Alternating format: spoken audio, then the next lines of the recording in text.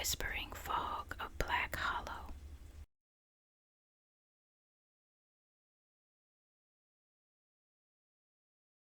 Welcome.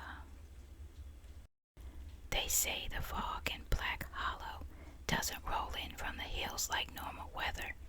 It seeps, it watches, it remembers. Locals call it the Veil, a name whispered with reverence and fear. The stories go back generations, of hunters lost without a trace, of strange blue lights glowing deep in the pines, and of the whispering that begins when you're all alone in it. Always alone, because the veil does not allow witnesses, it chooses. Most town folk don't talk about it openly, not anymore. There's a hush about Black Hollow, like the town itself is afraid of drawing attention. No night hikes, no wandering past the old boundary trees, and never enter the woods after midnight. That's when it breathes. But not Elliot Ramsey. He wasn't from Black Hollow. He was from the city. Loud, bright, crowded, a world of buzzing neon and endless content.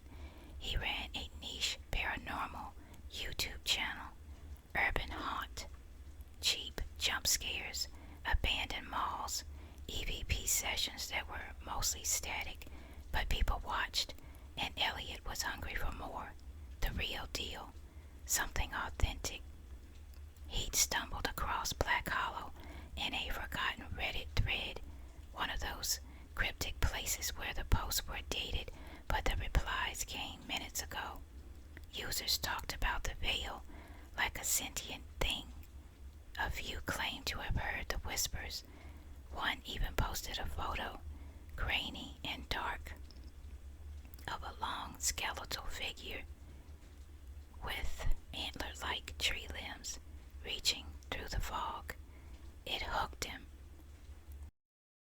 Within a week, Elliot packed his gear, infrared cams, battery packs, mics, and drove out to that little nowhere town tucked in the folds of Appalachia. Black Hollow didn't appear on most maps. There was no cell signal. 10 minutes outside the nearest gas station. It was perfect. The town itself felt like something caught in time. Porches sagged under the weight of silence.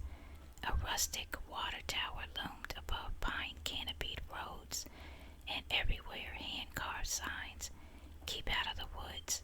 Some were recent. The gas station clerk was the only one who spoke to him at length.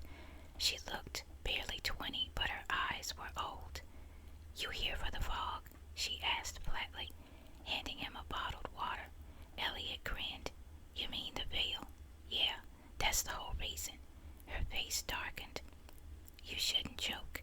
It remembers. It sees through you." She didn't say another word as he left.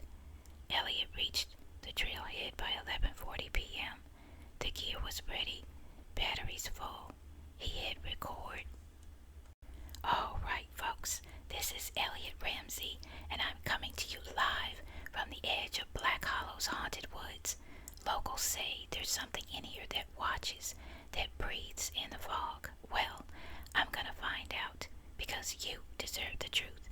The live stream chat lit up. "This guy's insane." Betty fakes a scream and runs back out. "Do it for the views." He stepped past the boundary trees. It was like crossing a barrier made of breath. One moment, the woods were quiet, cool, crisp. The next, the air thickened, heavier than humidity, heavier than reason. Fog gathered fast, unnaturally fast, pouring in from nowhere, curling low to the ground and whispering against his boots. Static hit the feed. His camera shuddered, glitching. The temperature dropped 10 degrees in seconds. Still, Elliot kept walking. He called out to the stream, but the jet was gone.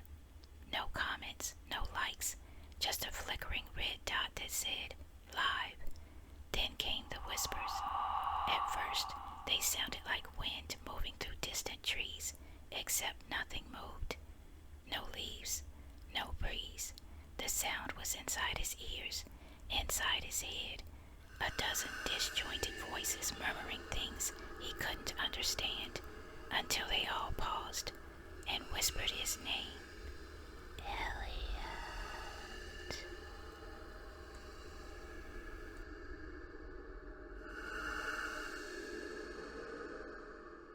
He stopped breathing. A shape moved in the fog, out of sync with reality, twitching, stilted, a crawling silhouette with too many joints.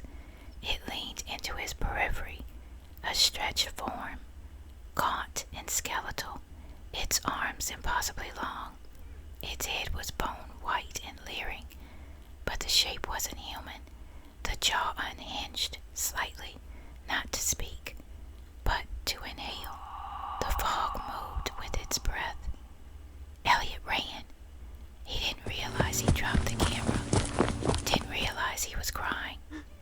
The live feed tumbled to the ground, catching a last glimpse of him disappearing into the mist. The lens cracked. For 7 hours, only static played, but at dawn, it flicked back on. There stood Elliot, still, eyes wide, blood trailing from his ears and nostrils. He rocked gently and whispered again and again, "I saw it breathe. I saw it breathe. I saw it." And behind him, just for a blink, through the fog, the skeletal figure stood watching. Its mouth slowly opened, and the forest exhaled.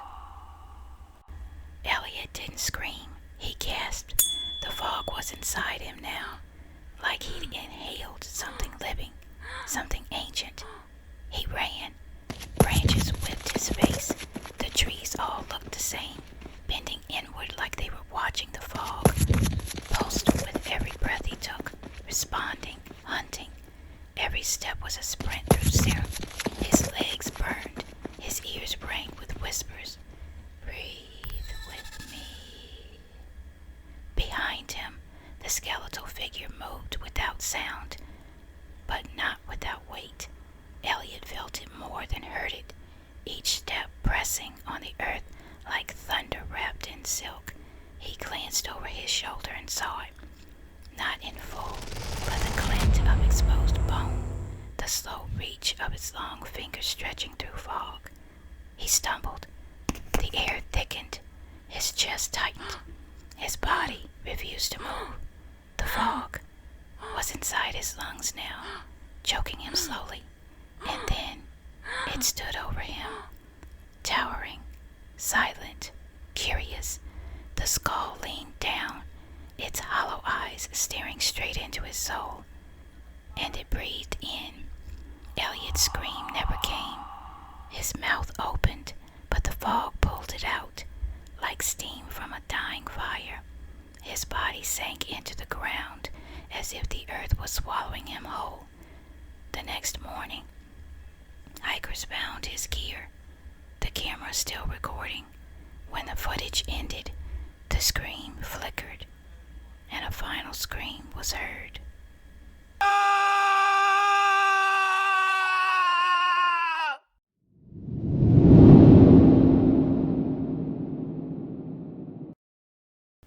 Elliot blinked, and the forest was gone. He was back at the gas station, standing in front of the dusty bathroom mirror, covered in sweat. No fog, no skeletal figure, just him, pale, shaking, staring at his reflection. "What the heck?" he whispered. He rushed out, only to find the town gone. An empty road, no signs, just flat earth and trees. No signal, no people. He turned in circles, gripping his camera until he noticed the red light was off. The battery was dead. But then it blinked on. The screen showed him, standing near a cabin he'd never seen before.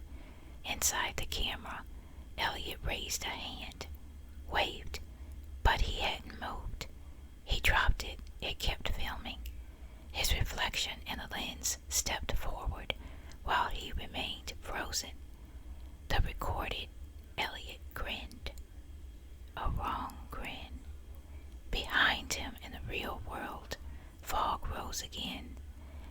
voice inside his mind whispered, "You never left. We just turned you around." Now, every mirror shows him something a little off, a lag in movement, a blink that doesn't match, a breath that doesn't belong. And at night, the fog still rises from inside.